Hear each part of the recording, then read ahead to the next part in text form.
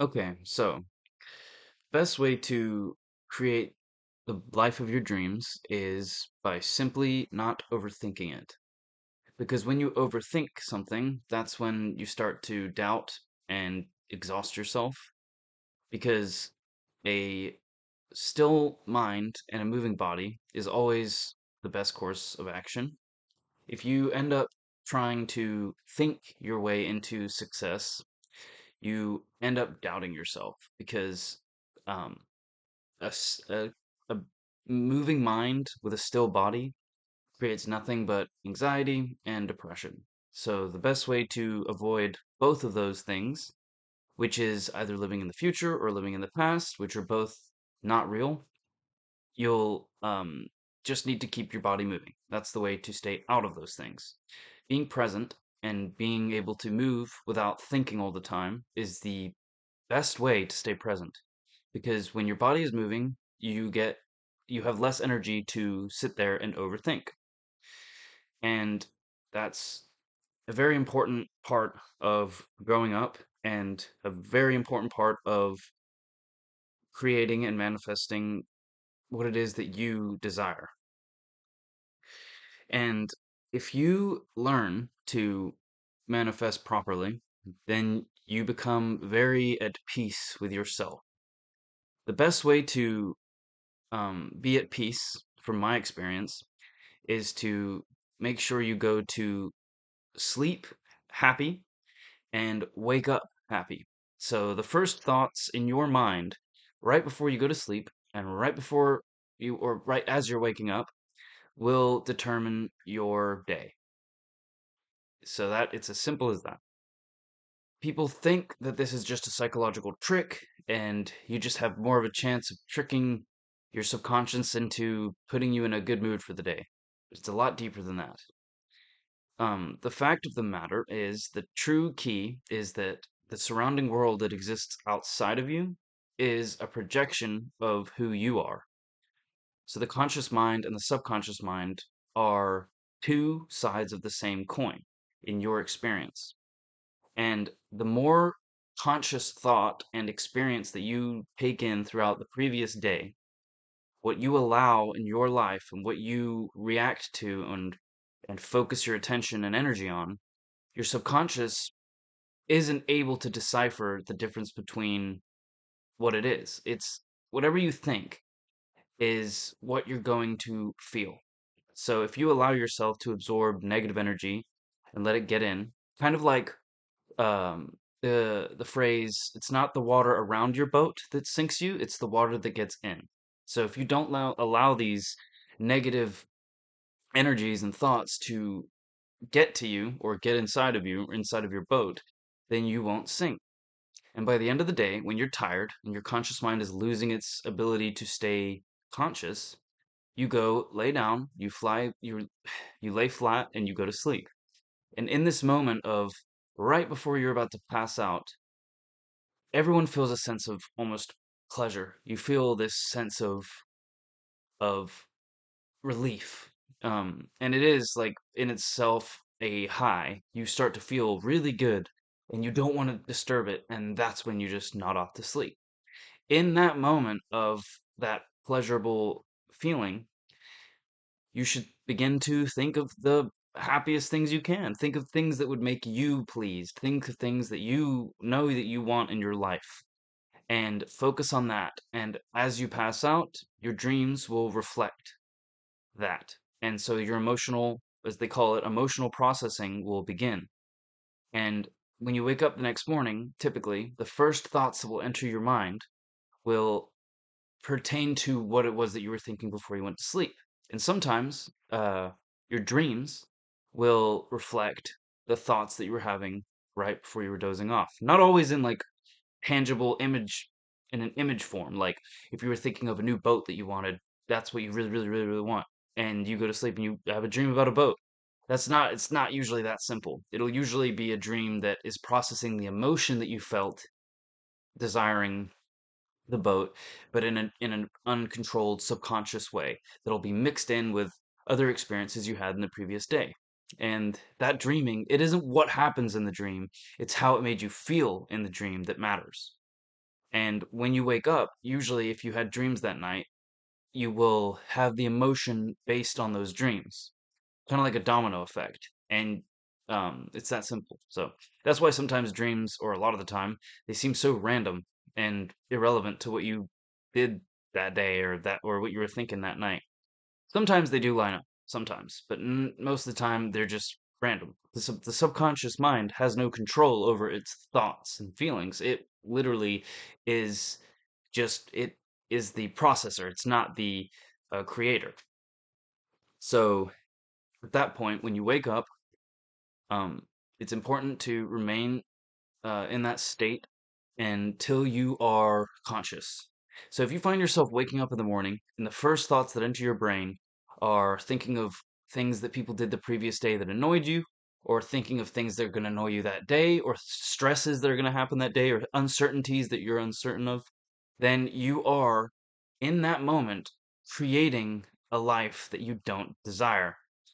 And even if you think it's just natural or this is just part of it and it's, part of the emotional processing, it isn't. You're living a habitual life and you're processing habitually what you have created in the conscious mind. The subconscious mind is still awake when you first wake up in the morning, when you're still sleepy and you kind of groggy or whatever you want to call it. I don't really like the word groggy because I don't feel groggy sounds like moody.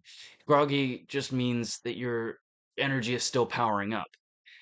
Your subconscious still has a grip on you, and that is the sleep portion of your consciousness.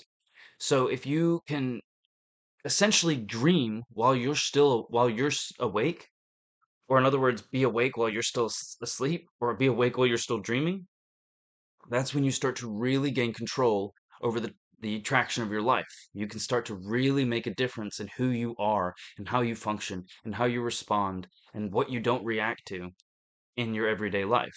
Because everything that you do turns into habits. So if you do something once, you're probably going to do it twice. And if you do something twice, you probably would do it like four times. If you're willing to do it four times, then you're willing to do it so and so often, and then boom, the habit is formed. So you should make every single action throughout your every single day be a determiner of your habits. So if you don't want to be habitually harmful to yourself, then don't ever be harmful. Not even one time. Just don't do it. Don't allow that water to get into your boat and cause you to sink, even if it feels pleasurable in the moment. Because this instant gratification, it will cause you to sink. One time feels like one time, but in reality, one time is countless times. The present moment, that one time that you do it in the present moment, is everything. Everything is about that present moment. And people get caught up with this and will, instead of seeing it as a positive thing, which it most certainly can be, they'll see it as a negative thing, where if they do slip up and they do something, let's say you consider bad, one time, it feels like infinity. It feels like forever. It feels like you're suffering eternally, when in reality, you have the power to not suffer eternally, but to feel joy eternally. And when you realize you have that power, no one's ever going to choose the bad one. You're going to choose the good one. Only when you don't realize you have that power, which means you don't believe in it, that's when you start doing the bad stuff. And that's the darkness. And you're allowing no light to manifest. You're just allowing yourself to sit in a corner and stare at darkness. So, in other words, if you start to apply these laws of manifestation to bad things and say, well, if it can work for good things, then it can work for bad things. You're thinking backwards. You need to think of it as, if I can do it with these bad things, then I can do it with these good things. And a habit is breakable. It's breakable in the present. You can literally break a addiction instantly just by holding yourself accountable to your own action and your own thought and your own feelings. But if you say you can't, then you won't. But if you say you can, then you will. It only takes one time, but that one time will happen over and over and over and over again. You don't think of it as happening 100 times in a row. You think of it as one time here and now. And that's the whole take it one day at a time concept. But it just sounds so lame when you say, "Oh, take it one day at a time." But it is true. You do it once and you can save your life. You do something bad once, you can ruin your life. It's just it's easier to see it in extremes, like doing heroin once. Clearly, people know that it's so addictive, doing it even one time will make you addicted to it. Just once. Instantly addicted. It's the same thing with other bad habits too. It's just that you don't die as quickly, like smoking cigarettes, smoking weed, drinking booze. All those things take time to ruin you, but time is an illusion. And when you realize that, and you can break out of the what they call the matrix, you can save yourself in one moment by saying, "No, I'm good." And so that's that. And the moods that you feel when you're in the process of living in the present moment, you realize that they're just temporary. And if you continually, let's say you get into a bad mood or a negative like feeling or thought, and it starts to take its toll on you, and you manage to continue on with your focus of the present, and you remain focused on, no, I don't want to do bad things because then I have to live with myself after it's gone. And the second that it's gone and you didn't cave, you realize, oh my goodness, like I did it. The mood is past, and here I am, still alive, I'm still safe.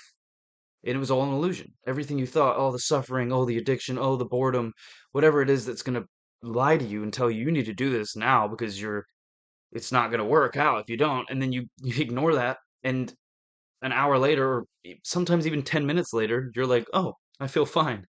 And you realize that the more you do that, you're recalibrating your consciousness into peace and trust and harmony. And when you do it for time is an illusion. So even if you do it time and time again for years, and then you realize like, wow, I don't need this stuff. Whilst other people will look in the future before they've even gotten to 1 month of sobriety, and they'll say, "Oh my God, I have to do this for months? I have to do this for years?" And then they start living in the future, and that creates anxiety and uncertainty and fear, and they start feeling sick because they're not being present. They're like, "I have to be present for years?" You're not being present. By thinking I have to do this for a long time doesn't exist. The now exists. And doing it over and over is actually just doing it once. But you're creating this illusion of doing it over and over and over because you've been caught up in chopping your brain into moments of time. And each time you chop the moment into a new piece of time, you are essentially weakening your soul and dividing yourself, your loyal self, into multiple personalities. And that can result in like really bad mental illness, like severe anxiety, severe depression, multiple personality disorder, bipolar disorder, schizophrenia, all these things. But if you don't allow yourself to get into that thinking and you remember it's just one, all is one, right? There's no time, there's no multiple personalities, there's no universe out there far, far away, there's no giant universe that's bigger than you. You are the universe. Your consciousness creates everything. The division of past and future is you. You are the past and you are the future. Without your conscious mind, it wouldn't exist. The future, the planning, the uncertainty, the fear, the suffering, the joy, none of it would be here if you weren't here. And if you realize that, you start letting go of those fears because you realize they're not real. That it takes practice of being present. And this practice it's not an infinite void of suffering. You trick yourself into thinking that it is. But it really is actually an amazing, really cool experience. And you can get addicted to realizing this. That it's really just developing the habit of who you were supposed to be versus being uh, a prisoner to the habit that you thought you had to be. Because the world around you is rigged to try to trick you into thinking this way because you have allowed yourself to be tricked over and over and over, and you've been traumatized. And it's liberating when you realize that, in fact, as harsh as it sounds, all of this is your fault. But the good thing about that is that it's also in your power to fix it. So many people are caught up in the politics or the religion or whatever it is that they're worrying about. They think that this chaotic world is out of their control and there's nothing they can do. But that's all a lie. You are it. You're it. You don't have to worry about all these uncertainties because those are illusions. The only real thing is you. And when you finally get that and you start to practice that in the present moments, one time you free yourself and liberate yourself and you take your power back. Stop thinking that the world has power over you. You have power over the world just by being. And if you allow that power within you to be doubt and suffering and focus on past and future and whatever, then that's exactly what's going to happen. And it's a lot easier than anyone realizes. We just worry too much and we think too much. You need to start doing things. When you think, I don't want to do this, do it. Because then you're recalibrating your brain to not trust those negative thoughts. Because when you do it, you feel better every single time. And if you don't, let's say, oh, I have to go to this party because I'm being so lazy, and you go to the party and you don't have fun, you learn something. You go, oh, well, that's not what I want to do. You think it is because you thought if I don't show up, I'm not going to keep these friends, or if I don't show up, I'm I'm going to be out of the loop, or if I don't show up, I'm going to be lonely and bored. All lies. You need to realize that you're holding yourself accountable to yourself, not to other people's standards, not to the world, not to your negative thinking, to you, the real you. And the real you was you when you were a baby, but it's been traumatized over and over and over again because it was so innocent. It's like starting the drawing of a circle. Eventually you get back to where you started, but instead of it just being um, how it started, which was like a point. Now you have the full circle. You have the entirety of experience, and that's what spirituality is symbolized by. Are perfect circles, or the halos over saints or holy angels' heads. That's what the circle symbolizes. Is you come full circle. You're a holy being. You're whole again, instead of being divided. And there's so much symbolism about all these lessons throughout all these ancient texts, and they all say the same thing. People are very divided. They're always trying to worry about what's, my opinion, your opinion, their opinion, who's right, nobody's right, and it's goofy. You need to go within and have an open mind to the fact that everything is about you, your consciousness, you're the universe. And it doesn't mean you're being arrogant. It means that you're taking your power back from the outside um, universe, which has never and will never care about you. You are there for yourself. And when you're there for yourself, everything else falls into place. And when things fall into place, it gets easier and easier and easier, and you stop listening to all that noise, all that bogus noise. And you get so good at it that you start to enjoy life again. You don't have to worry or be a realist or be a negative thinker and just cope with it and act like the bad stuff is so important. It's not. What's important is the good stuff, and the good stuff starts from within. So, just I hope that at least some of this reaches somebody because all of these words really have helped me, and when people are willing to listen, it helps them too. So, appreciate you guys watching. Have a great day.